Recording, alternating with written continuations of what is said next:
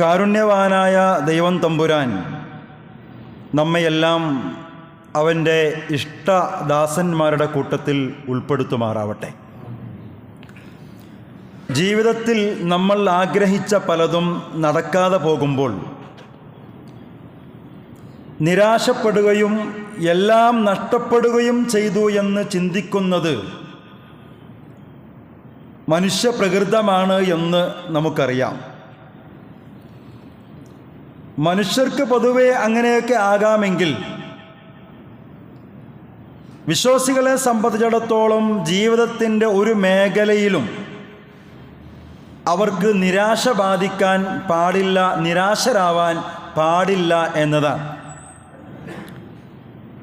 എന്തൊക്കെ പ്രതിസന്ധികളും തടസ്സങ്ങളും ജീവിതത്തിൽ ഉണ്ടാകുമ്പോഴും നിരാശപ്പെട്ട് തളർന്നു പോകുന്നതിന് പകരം എവിടെയും ഞാൻ നിരാശപ്പെടുകയില്ല. കാരണം എനിക്ക് നഷ്ടപ്പെട്ടതിനേക്കാൾ നല്ലത് എനിക്ക് തരാൻ എൻ്റെ നാഥന്, എൻ്റെ റബ്ബിന് കഴിയും എന്നുള്ളൊരു സൽവിചാരവും പ്രതീക്ഷയും നമ്മുടെ റബ്ബിനെക്കുറിച്ച് കൊണ്ട് വെച്ചു പുലർത്താൻ കഴിയേണ്ടതുണ്ട്. നമ്മെ സൃഷ്ടിച്ച് പരിപാലിച്ചു കൊണ്ടിരിക്കുന്ന ആ ദൈവം തമ്പുരാനെക്കുറിച്ചുള്ള സൽവിചാരം, അതൊരു മനുഷ്യൻ്റെ ഹൃദയം കൊണ്ടുള്ള ആരാധനയാണ്. അതില്ലാതെ ഒരു മനുഷ്യൻ്റെ വിശ്വാസവും തൗഹീദും പൂർണ്ണമാവില്ല എന്ന് മഹാന്മാർ പഠിപ്പിക്കുന്നുണ്ട്.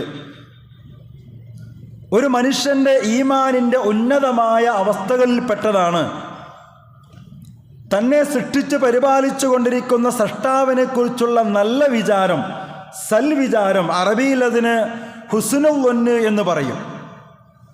അതോ നമുക്കെല്ലാ സൗകര്യങ്ങളും തന്ന് നമ്മളെ പരിപാലിച്ചു കൊണ്ടിരിക്കുന്ന സൃഷ്ടാവിനെക്കുറിച്ച് എപ്പോഴും നല്ലത് ചിന്തിക്കുകയും നല്ല വിചാരത്തോടെ മുന്നോട്ട് പോവുകയും ചെയ്യുക, അത് ആരാധനകളുടെ കൂട്ടത്തിൽ ഏറ്റവും ഉത്തമമായതാണ് എന്ന് മഹാന്മാർ പഠിപ്പിക്കുന്നുണ്ട്. ഒരിക്കൽ റസൂൽ കരീം സല്ലല്ലാഹു അലൈഹി വസല്ലമ പറഞ്ഞത്, ഇന്ന ഹുസ്നുൽ വന്നി ബില്ലാഹി മിൻ ഹുസ്നി ഇബാദത്തില്ലാ, ദൈവം തമ്പുരാനുള്ള ഏറ്റവും നല്ല ഇബാദത്തുകളിൽ പെട്ടതാണ്, ആരാധനകളിൽ പെട്ടതാണ് ആ റബ്ബിനെക്കുറിച്ചുള്ള നല്ല വിചാരം എന്ന് പറയുന്നത്. അതുകൊണ്ടാണ് വിശുദ്ധ ഖുർആൻ സൂചിപ്പിച്ചത്, അള്ളാഹുവിൻ്റെ കാരുണ്യത്തിൽ നിരാശരാവുക എന്ന് പറയുന്നത് ദൈവത്തെ തന്നെ നിഷേധിക്കുന്ന നിഷേധികളുടെ സ്വഭാവമാണ്, അത് ദൈവവിശ്വാസികളുടെ സ്വഭാവമല്ല എന്നൊക്കെ വിശുദ്ധ ഖുർആൻ സൂചിപ്പിച്ചത് അതുകൊണ്ടാണ്. ജീവിതത്തിൽ പ്രശ്നങ്ങളും പ്രയാസങ്ങളും ഉണ്ടാകുമ്പോൾ അള്ളാഹുവിൻ്റെ സഹായത്തിലും കാരുണ്യത്തിലുമുള്ള പ്രതീക്ഷയ്ക്ക് പകരം നിരാശയോടുകൂടിയ മനസ്സ് വെച്ച് പുലർത്തുന്ന ആളുകളുണ്ട് നമ്മളെ കൂട്ടത്തിൽ. പല ആളുകളും അത് സംസാരത്തിനിടയിൽ സൂചിപ്പിക്കാറുമുണ്ട്, നിരാശയുടെ വർത്തമാനങ്ങൾ. അത്തരം ആളുകൾക്ക് നമുക്ക് മുമ്പേ കഴിഞ്ഞുപോയ പ്രവാചകന്മാർ ഉൾപ്പെടെയുള്ള മുൻഗാമികളുടെ ജീവിതത്തിൽ നിന്ന് പലതും പഠിക്കാനും മനസ്സിലാക്കാനും പകർത്താനുമൊക്കെയുണ്ട്. നമുക്കറിയാമല്ലോ യാക്കൂബ് നബിയുടെ ചരിത്രം. യൂസുഫ് നബിയുടെ പിതാവാണ്. റബ്ബിൻ്റെ കാരുണ്യത്തിൽ നിരാശ വെക്കാതെ സൽവിചാരം നിലനിർത്തുന്നതിൽ യാക്കൂബ് പ്രവാചകൻ അഥവാ യാക്കൂബ് നബിയുടെ ജീവിതത്തിൽ നിന്ന് പഠിക്കാനുണ്ട്. അത് വായിച്ചവർക്കറിയാം. യാക്കൂബ് നബിക്ക് ജീവിതത്തിൽ 2 മക്കളെ നഷ്ടപ്പെടുന്നുണ്ട്. ഒന്ന്, താൻ ഏറ്റവും കൂടുതൽ സ്നേഹിച്ചിരുന്ന യൂസുഫ് എന്ന് പറയുന്ന മോൻ. അങ്ങനെ യൂസുഫ് നബിയെ നഷ്ടപ്പെട്ട ശേഷം കാലം കുറെ കാത്തിരുന്ന് കരഞ്ഞു കണ്ണിൻ്റെ കാഴ്ചകൾ നഷ്ടപ്പെട്ട് അങ്ങനെ ഒരു മകൻ നഷ്ടപ്പെട്ട ദുരന്തത്തോട് മനസ്സിനെ പാകപ്പെടുത്തി എടുത്തുകൊണ്ടിരിക്കുമ്പോഴാണ് തൻ്റെ ഇളയ മകനെയും നഷ്ടപ്പെട്ടു എന്ന വാർത്ത ആ പിതാവ് അറിയുന്നത്. ഈ സമയം അദ്ദേഹം തൻ്റെ മറ്റു മക്കളെ വിളിച്ചുകൊണ്ട് പറയുന്നൊരു കാര്യം അത് വിശുദ്ധ ഖുർആൻ പറയുന്നുണ്ട്. യാ ബനിയ ഇദ്ഹബൂ ഫതഹസ്സസൂ മിൻ യൂസുഫ വാഹി, മക്കളെ നിങ്ങൾ യൂസുഫിനെയും അവൻ്റെ സഹോദരനെയും അന്വേഷിക്കൂ എന്നാണ്. ആ പറയുന്നതിൽ പ്രതീക്ഷയുടെ ഒരു വർത്തമാനമുണ്ട്, നിരാശയുടേതല്ല. എന്താ പ്രതീക്ഷയുടെ വർത്തമാനം? ഇന്നലെ നഷ്ടപ്പെട്ട ഇളയ മകനെക്കുറിച്ച് മാത്രമല്ല അന്വേഷിക്കാൻ പറയുന്നത്, എന്നോ നഷ്ടപ്പെട്ടു പോയ യൂസുഫ് എന്ന് പറയുന്ന മകനെ കൂടി മക്കളെ നിങ്ങൾ അന്വേഷിക്കൂ, അവനെ കിട്ടും എന്നൊരു പ്രതീക്ഷയുടെ വർത്തമാനം മക്കൾക്ക് മുമ്പിൽ വെക്കുകയാണ്. എന്നതിന് ശേഷം പറയുന്നത് വലാ തയഅസൂ മിർ റൗഹില്ലാഹ്, അള്ളാഹു നൽകുന്ന ആശ്വാസത്തിൻ്റെ കാര്യത്തിൽ നിങ്ങൾ നിരാശരാകാൻ പാടില്ല.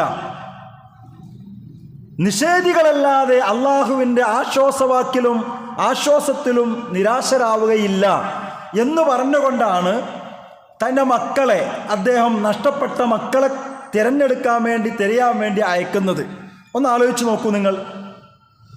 ഒരു മകനെയല്ല, ഒന്നിനെ നഷ്ടപ്പെട്ട് കാലങ്ങൾ കഴിഞ്ഞ് കണ്ണിൻ്റെ കാഴ്ച പോയി രണ്ടാമത്തെ മകനും നഷ്ടപ്പെട്ടു എന്നറിയുമ്പോൾ ആ നഷ്ടപ്പെട്ട മക്കളെ തിരയാൻ വിടുന്ന മറ്റു മക്കൾക്ക് ആ പിതാവ് നൽകുന്നൊരു പ്രതീക്ഷയുടെ വർത്തമാനമാണ്. എന്ത്? ആ യൂസുഫിനെയും നിങ്ങൾ തിരയണം, ദൈവത്തിൻ്റെ ആശ്വാസത്തിൽ നിരാശപ്പെടാൻ പാടില്ല, നിങ്ങൾ പ്രതീക്ഷ വച്ച് പുലർത്തണമെന്നാണ്.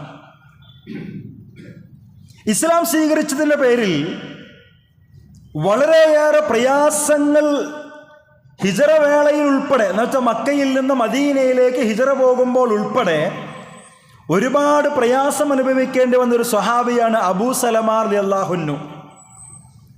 ഇദ്ദേഹം മരണപ്പെട്ട സമയത്ത് അദ്ദേഹത്തിൻ്റെ ഭാര്യ ഉമ്മു സലമ, അദ്ദേഹത്തിൻ്റെ ഭാര്യയുടെ പേരാണ് ഉമ്മു സലമ, അവർ അള്ളാഹുവിൻ്റെ റസൂൽ പഠിപ്പിച്ചതാണ് എന്ന് പറയുന്നൊരു പ്രാർത്ഥന അവർ പറയുന്നുണ്ട്. എന്താ പ്രാർത്ഥന എന്നറിയോ? മാമിൻ മുസ്ലിമിൻ തുസീബുഹു മുസീബ ഫയഖൂലു മാ അമറഹുല്ലാഹ്. ഒരു വിശ്വാസിക്ക് വല്ല വിപത്തും ജീവിതത്തിൽ ബാധിച്ചാൽ, നിരാശപ്പെടേണ്ടുന്ന വല്ല സാഹചര്യങ്ങളും വല്ല വിപത്തും ദുരന്തങ്ങളും ഒരു വിശ്വാസിയുടെ ജീവിതത്തിൽ വന്നാൽ അള്ളാഹു പറയാൻ കൽപ്പിച്ചതുപോലെ അവൻ പറയണം. എന്താ അള്ളാഹു പറയാൻ കൽപ്പിച്ചത്? ഇന്നാ ലില്ലാഹി വ ഇന്നാ ഇലൈഹി റാജിഊൻ. ഞങ്ങൾ ആ ദൈവത്തിൽ നിന്നുള്ളവരാണ്, ആ പടച്ചവനിലേക്ക് തന്നെയാണ് ഇനി ഒരിക്കൽ ഞങ്ങളൊക്കെയും മടങ്ങിച്ചൊല്ലേണ്ടത്. ഇതാണ് ജീവിതത്തിൽ നിരാശയും പ്രയാസങ്ങളും ഒക്കെ ബാധിക്കുമ്പോൾ പറയേണ്ടത്. എന്നിട്ടൊരു പ്രാർത്ഥന കൂടി പഠിപ്പിക്കുന്നു. എന്താണ് റസൂൽ എന്നെ പഠിപ്പിച്ച പ്രാർത്ഥന? വഅഖ്ലിഫ് ലി ഹൈറൻ മിൻഹാ ഇല്ലാ അഖ്ലഫല്ലാഹു ലഹു ഹൈറൻ മിൻഹാ. എന്തിലാണോ പ്രയാസം സംഭവിച്ചത് അതിനേക്കാൾ നല്ലതിനെ പകരം തരണമേ. എന്താണോ നിങ്ങൾക്ക് നഷ്ടപ്പെട്ടത്, കിട്ടാതെ പോയത്, അതിനേക്കാൾ നല്ലതിനെ തരണമേ എന്ന് പ്രാർത്ഥിക്കണം എന്ന് റസൂൽ പഠിപ്പിച്ചിട്ടുണ്ട്. ഞാനതങ്ങനെ പ്രാർത്ഥിച്ചു. എൻ്റെ ഭർത്താവ് മരണപ്പെട്ടപ്പോൾ ഞാൻ അങ്ങനെ അള്ളാഹുവോട് പ്രാർത്ഥിച്ചു എന്ന് പറയാൻ.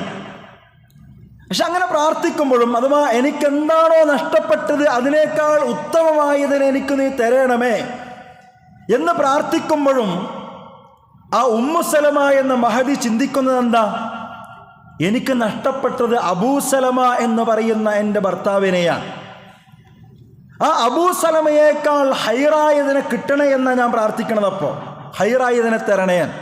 പക്ഷേ അയ്യുൽ മുസ്ലിമീന ഹൈറും മിൻ അബീ സലമ, ഇസ്ലാമിന് വേണ്ടി ഇത്രയേറെ ത്യാഗങ്ങൾ സഹിച്ച അബൂ സലമയേക്കാൾ ഹൈറായ വേറെ ആരെയാണ് എനിക്കതിന് തരിക? ആരാണ് എനിക്ക് വരാനുള്ളത്? എന്നിട്ട് ആ സംഭവത്തിന് തുടർച്ചയായിട്ട് അവർ പറയാണ്, അള്ളാഹുവിൻ്റെ റസൂലിനെയാണ് അള്ളാഹ് പകരം എനിക്ക് തന്നത്. അഥവാ ഉമ്മു സലമയുടെ ഭർത്താവ് മരണപ്പെട്ട ശേഷം പിന്നെ ആ ഉമ്മു സലമ റളിയല്ലാഹുവിനെ വിവാഹം കഴിക്കണത് ആരാ?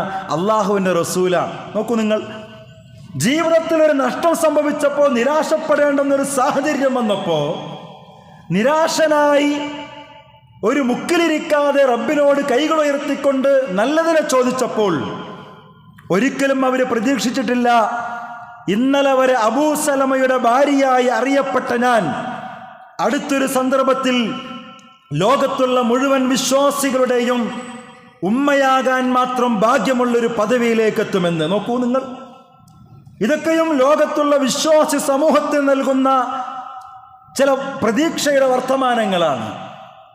ജീവിതത്തിൽ ഒരു രംഗത്തും നിങ്ങൾ നിരാശയ്ക്ക് ഇടം കൊടുക്കരുത്. അങ്ങനെ നിരാശയ്ക്ക് ഇടം കൊടുക്കാതിരുന്ന മഹാന്മാരുടെ ഒരുപാട് ചരിത്രങ്ങൾ നമുക്ക് വായിക്കാനും പഠിക്കാനും കഴിയും.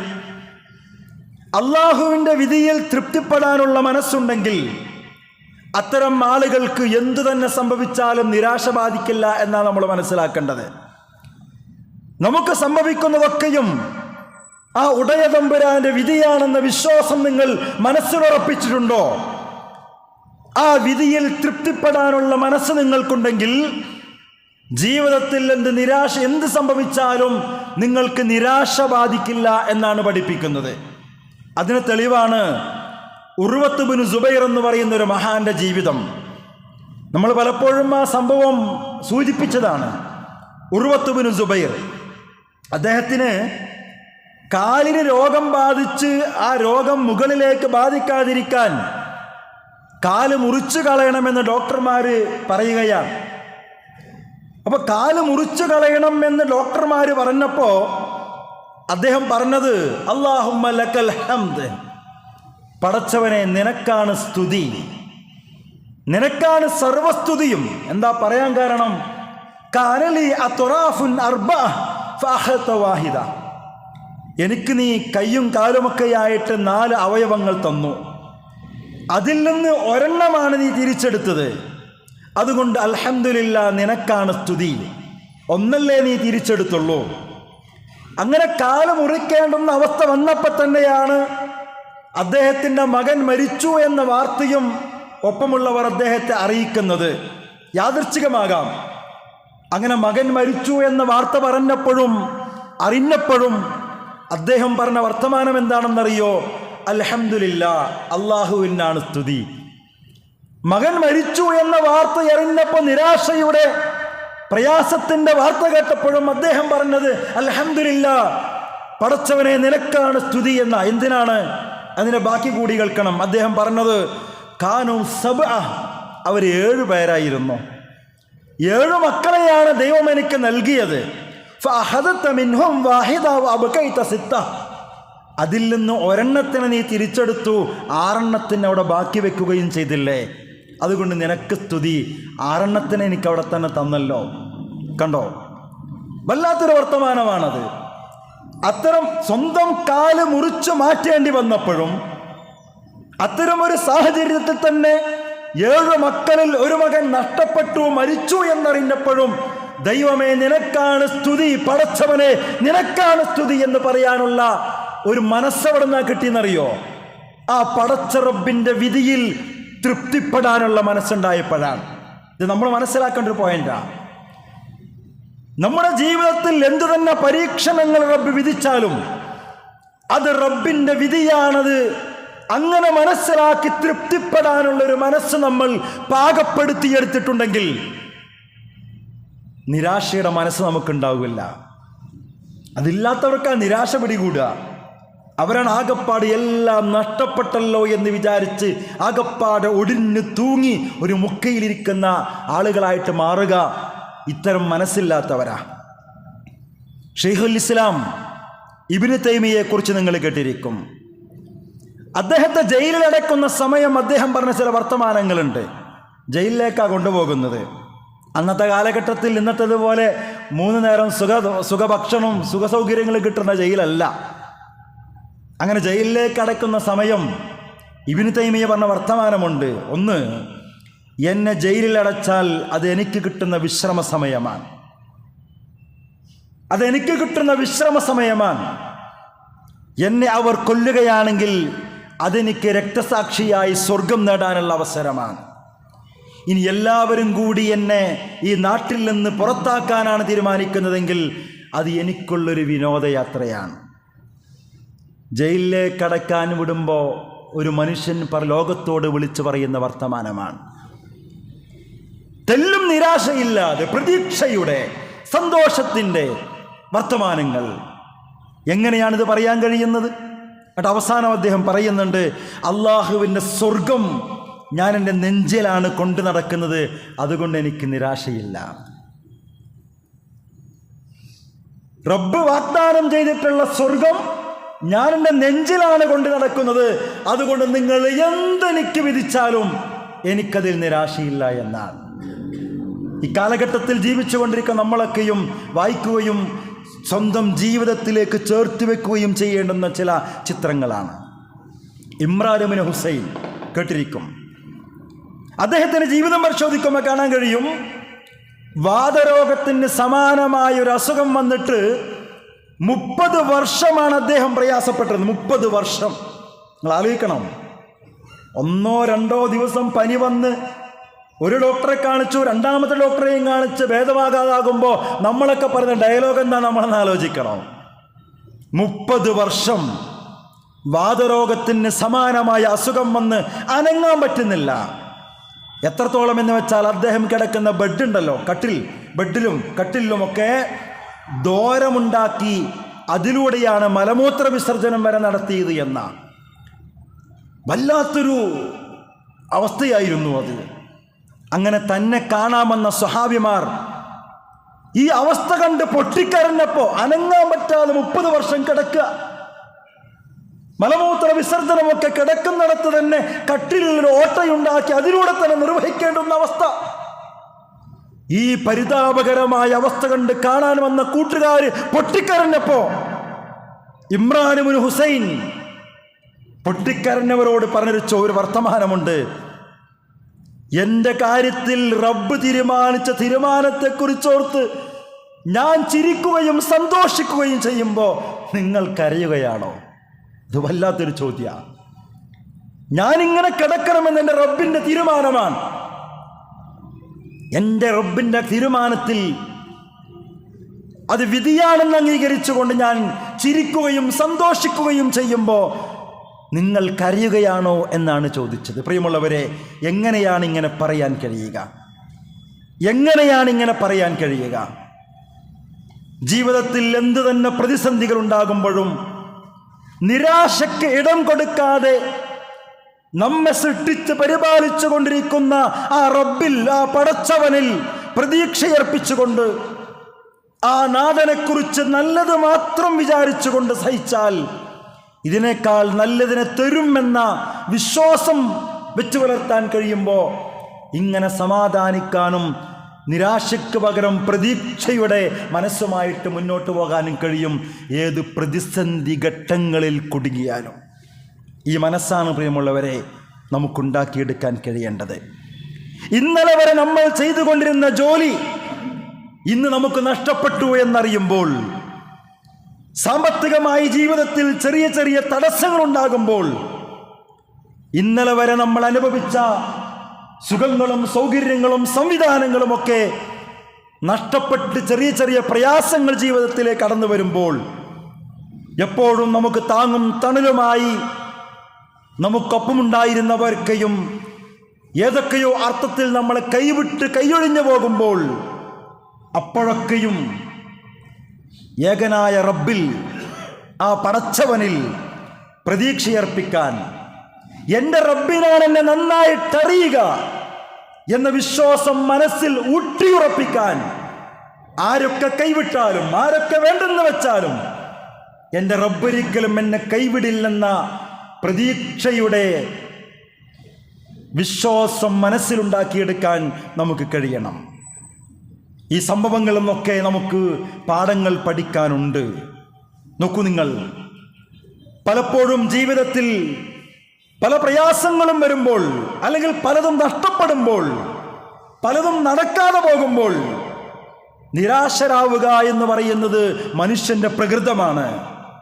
ഞാൻ തുടക്കത്തിൽ പറഞ്ഞല്ലോ, അത് മനുഷ്യ പ്രകൃതമാണ്. പക്ഷേ ഒരു വിശ്വാസി അങ്ങനെ ആയിക്കൂടാ എന്നാണ് പറയുന്നത്.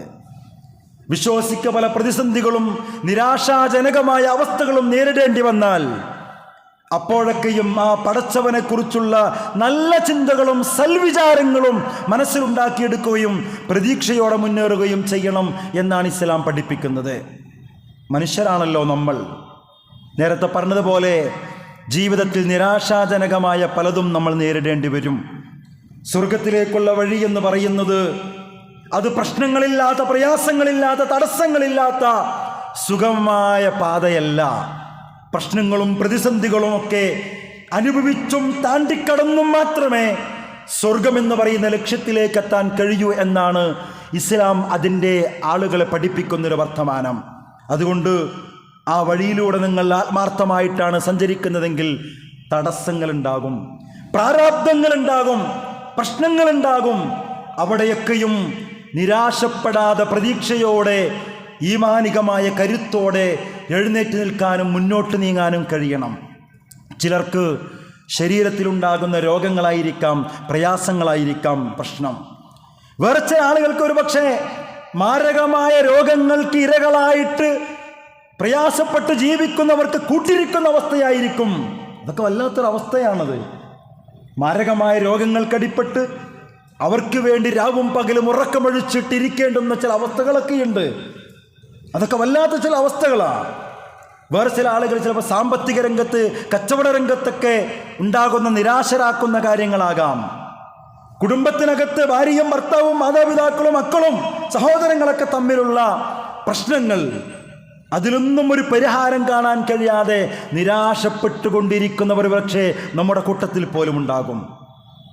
ഞാൻ പറഞ്ഞു വരുന്നത്, ഏത് രംഗത്താവട്ടെ, കുടുംബത്തിലാവട്ടെ, വ്യക്തിപരമാവട്ടെ, സാമ്പത്തികമാവട്ടെ, സമൂഹത്തിലാവട്ടെ, ജീവിതത്തിൽ ഇത്തരത്തിലുള്ള നിരാശ ബാധിക്കേണ്ടുന്ന സാഹചര്യങ്ങൾ വരുമ്പോൾ യാക്കൂബ് നബി തൻ്റെ മക്കളോട് പറഞ്ഞ വർത്തമാനം നമ്മൾ ഓർക്കണം.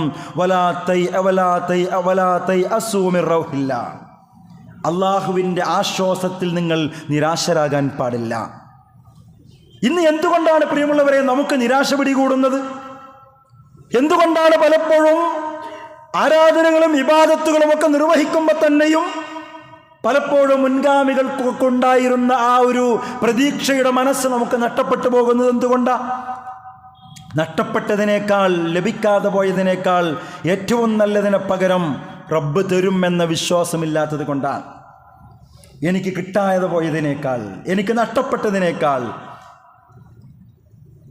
മികച്ചതിനെ റബ്ബെനിക്ക് തരും എന്നൊരു പ്രതീക്ഷ നമുക്ക്, അത്തരമൊരു വിശ്വാസം നമുക്കില്ലാത്തത് കൊണ്ടാണ്. വിശുദ്ധ ഖുർആൻ പറയുന്നത്, നിങ്ങൾക്ക് കിട്ടാതെ പോകുന്ന പലതും നിങ്ങൾക്ക് ഗുണകരമായിരിക്കുമെന്ന. നിരാശാ മനസ്സുമായി ജീവിക്കുന്നവരൊക്കെ ഈ ശബ്ദം കേൾക്കുന്നുണ്ടെങ്കിൽ മനസ്സിലാക്കണം, ഖുർആൻ്റെ ഒരു വചനം. യുദ്ധരംഗവുമായി ബന്ധപ്പെട്ടൊരു വർത്തമാനാണെങ്കിലും ഖുർആൻ പറഞ്ഞത് വഅസാ അൻ തക്റഹു ശൈഅൻ വഹുവ ഖൈറുൽ ലക്കും വഅസാ അൻ തുഹിബ്ബു ശൈഅൻ വഹുവ ശർറുൽ ലക്കും വല്ലാഹു യഅലമു അൻതും ലാ തഅലമൂൻ.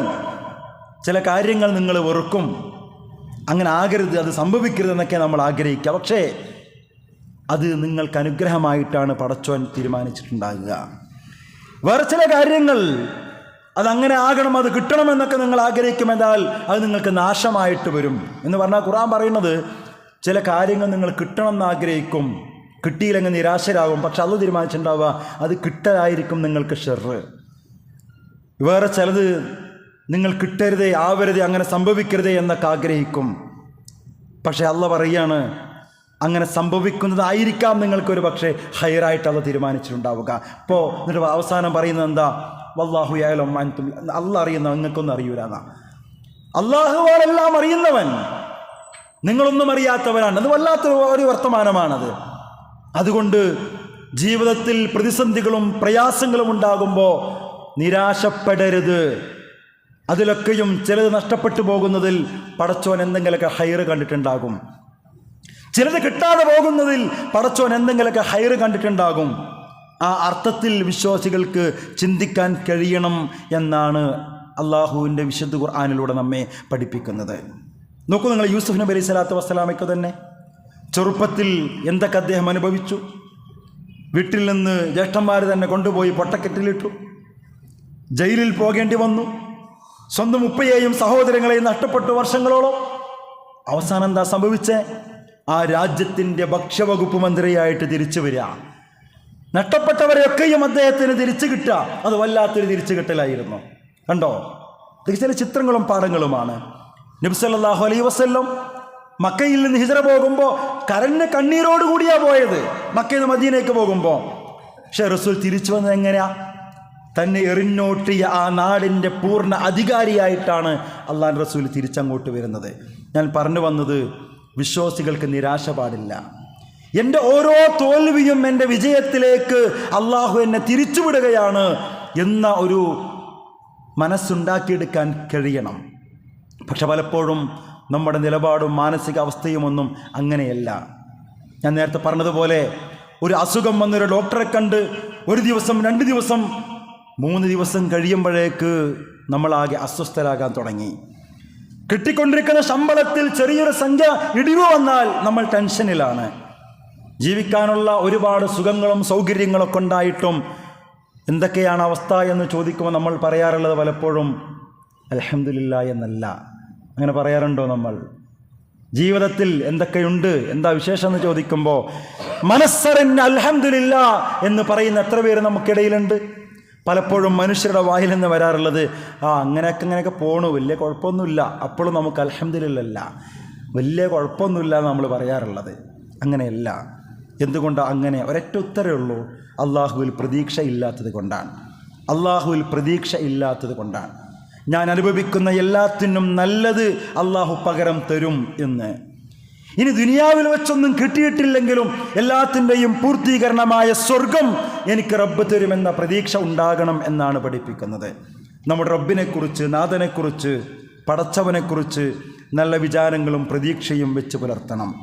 നിരാശയുടെ മനസ്സിലേക്ക് തള്ളിവിടുന്ന പിശാചിനെ നമ്മൾ തിരിച്ചറിയണം. ഒരു മഹാൻ പറഞ്ഞതുപോലെ, വിശാലമായ ഭൂമി നിനക്കെത്ര തന്നെ കുടുസായി തോന്നിയാലും അള്ളാഹുവിൻ്റെ റഹ്മത്തിനെക്കുറിച്ച് നീ നിരാശനാവരുത്. വിശാലമായി കിടക്കുന്ന ഭൂമി നിനക്ക് എത്ര തന്നെ ഇടുങ്ങിയതായിട്ട് നിനക്ക് മനസ്സ് അനുഭവപ്പെട്ടാലും ആ ദൈവം തമ്പുരാൻ്റെ വിശാലമായ കാരുണ്യത്തെക്കുറിച്ച് നീ നിരാശനാകാൻ പാടില്ല. നിന്റെ റബ്ബിനെക്കുറിച്ച് നീ നല്ലത് വിചാരിച്ചാൽ നിനക്ക് ഒരുപാട് നന്മകൾ കണ്ടെത്താനും ചെയ്യാനൊക്കെ കഴിയുമെന്നാണ്. അപ്പോൾ നമ്മുടെയൊക്കെ കാഴ്ചപ്പാടിൽ മാറ്റം വരുത്തണം. നിരാശനാക്കാൻ ഒരുപാട് പേരുണ്ടാകും. പക്ഷേ നിരാശനാകാനല്ല നോക്കേണ്ടത്, ശുഭപ്രതീക്ഷയുള്ളവരാകാനാണ് നോക്കേണ്ടത്. മഹാന്മാർ പറഞ്ഞതുപോലെ, കർമ്മപദങ്ങളിൽ കാലിടറാതെ കാരിരുമ്പിൻ്റെ ശക്തിയോടെ മുന്നേറണമെന്ന, അത് വല്ലാത്തൊരു വർത്തമാനമാണ്. ജീവിതം ഇങ്ങനെ മുന്നോട്ട് പോയിക്കൊണ്ടിരിക്കുമ്പോൾ നിരാശപ്പെടുത്തുന്ന പല സാഹചര്യങ്ങളും ഉണ്ടാകും. നിരാശരാക്കാനും പലരും ഉണ്ടാകും. അവിടെയൊന്നും തോറ്റുകൊടുക്കാതെ തരാനും തരാതിരിക്കാനും എൻ്റെ സട്ടാവിന് മാത്രമേ കഴിയൂ എന്ന ശുഭപ്രതീക്ഷയോടുകൂടി കാരിരുമ്പിൻ്റെ ശക്തിയോടെ മുന്നോട്ട് പോകാൻ കഴിയണം. അല്ലാതെ നിരാശപ്പെട്ടിട്ടിങ്ങനെ ഒരു മൂലക്കിങ്ങനെ ഒതുങ്ങിക്കൂടുകയല്ല വേണ്ടത് എന്ന വല്ലാത്തൊരു ആവേശത്തിൻ്റെ വർത്തമാനമാണ് ഇസ്ലാമിന് അതിൻ്റെ വക്താക്കൾക്ക് മുമ്പിൽ മുന്നോട്ട് വെക്കാനുള്ളത്. അങ്ങനെ പ്രതീക്ഷയോടെ റബ്ബിൽ പ്രതീക്ഷയർപ്പിച്ചുകൊണ്ട് നിരാശരാവാതെ മുന്നോട്ട് പോകുന്ന ആളുകളുടെ കൂട്ടത്തിൽ റബ്ബ് നമ്മെ ഉൾപ്പെടുത്തി അനുഗ്രഹിക്കുമാറാവട്ടെ.